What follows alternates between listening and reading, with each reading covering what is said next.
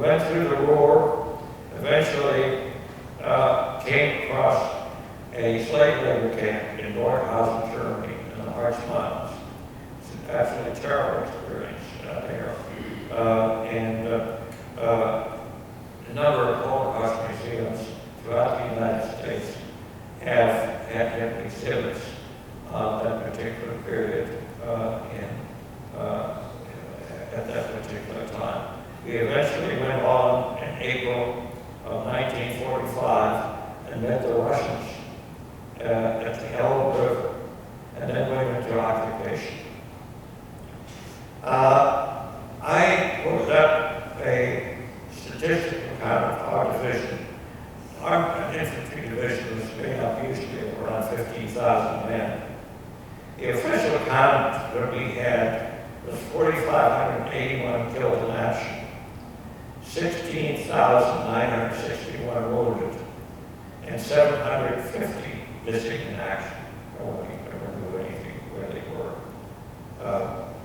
We have division plaques, and when my wife and I were in 1965, were in England, we went to Winchester because I wanted to show her some of the places where we had stayed at that time for a period of 6 months.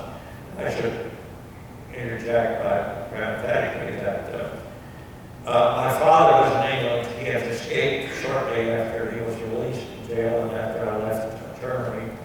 And my sister also joined him after the Germans marched into Czechoslovakia. So I got to see them off and on getting passes.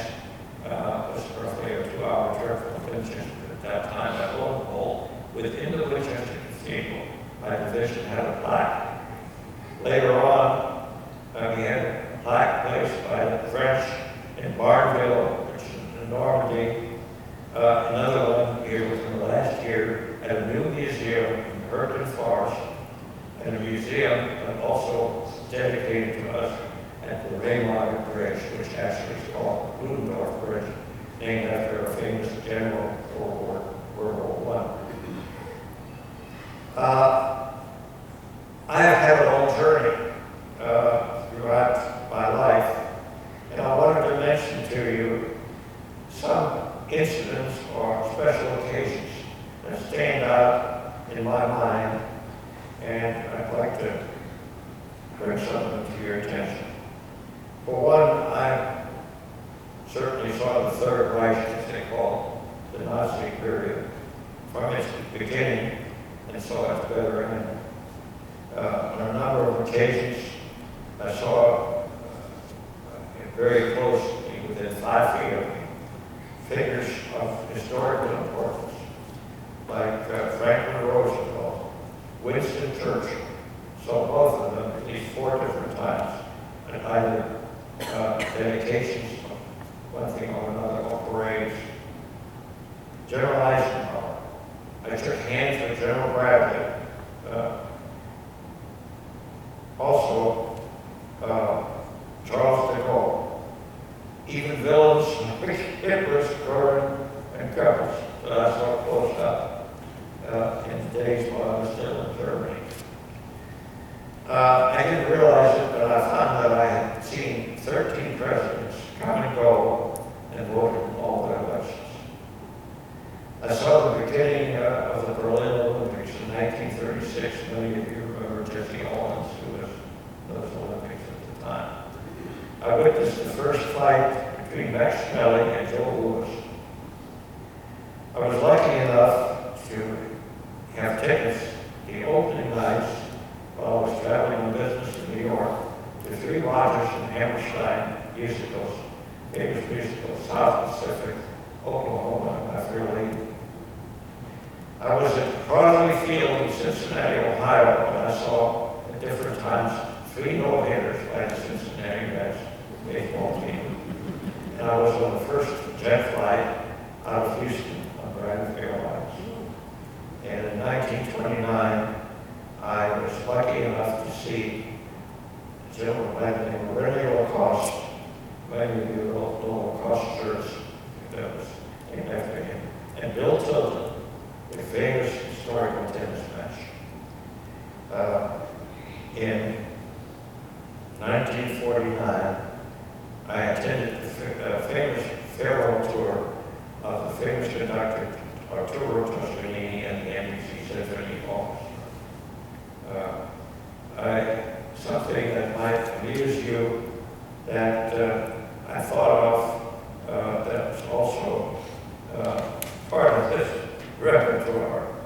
In 1952 was the ecumenical year in Rome, and thousands of the clergy, including particularly the priests, went to Rome at that particular time. At the same time, my dad was opening an office for his company in Zurich, Switzerland, and asked me to come over for a week to be with him at that time. I remember getting on an old TWA Constellation at Kennedy Airport in New York, and I found myself surrounded by 45 priests. All of them carried briefcases with them. And as soon as we took off, I thought the cabin began to reek of overpowering smell of garlic. Well, the priests had opened their briefcases. Instead of Bibles or religious documents, they pulled out sandwiches and sausages. After about 11 hours on the plane, I was so glad to step out and breathe some fresh air. One last thing that's close to home for Bushwick here that I remember, I saw Waco in ruins in the early 50s, 2 days after the devastating tornado that we had here at that time. I happened to be visiting an old friend of mine, Mel Lipsitz, of the Lipsitz Company here in Waco. At his downtown office, their place was demolished. He lost his hearing and he was in the hospital at the time. So I saw the whole entire downtown area completely devastated. In closing, I want to express my gratitude to you for having me here. It means a great deal to me to share some of this with you. Ever since Charlie and Sharon joined your church and this community, my wife Kathy and I have been privileged to attend many of your services, many Christmas Eve candlelight events, Sunday school with Chuck Weaver, Sunday suppers and picnics. Your embrace of my family has been wonderful and has given two people who are not very religious lots of inspiration and a spiritual lift. Thank you all.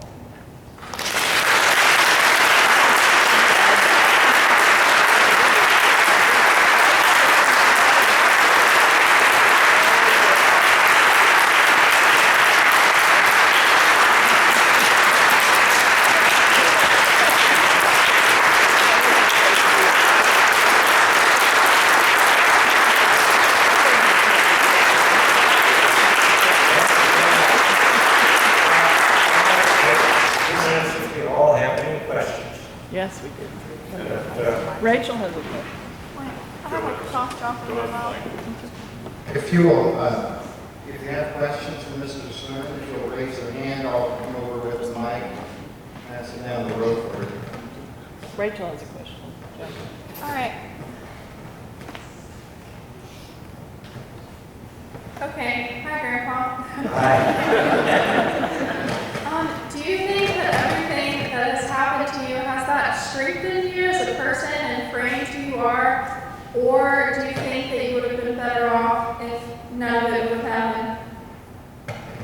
Well, I think it has, in recent years, since I'm 93 now, I'm getting to be a little numb around the edges, so I'm not sure that, but yes, I think it has influenced my life because it was so full of events and things that have happened to me that it was bound to have had a great deal of influence on me. Anybody else?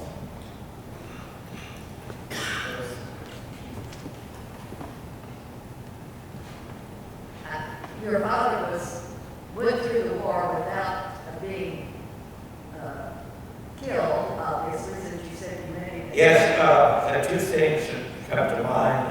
My father, before he passed away in 1957, gave me a photograph that showed him in civilian clothes, of course, with a friend of his, at a place in northern France where he was severely wounded, fighting for the Germans in World War I, actually. And by coincidence, my division was in combat against the Germans in 1943 in northern France, also right in the same spot. You asked about he ended up living in England. He became a citizen, English citizen, and died in 1957. So he never wanted to come to the United States. My sister ended up meeting during the war a man from Texas who was on Eisenhower staff in England, and they married, and lo and behold, she lives in Houston, same time. She's really quite a coincidence.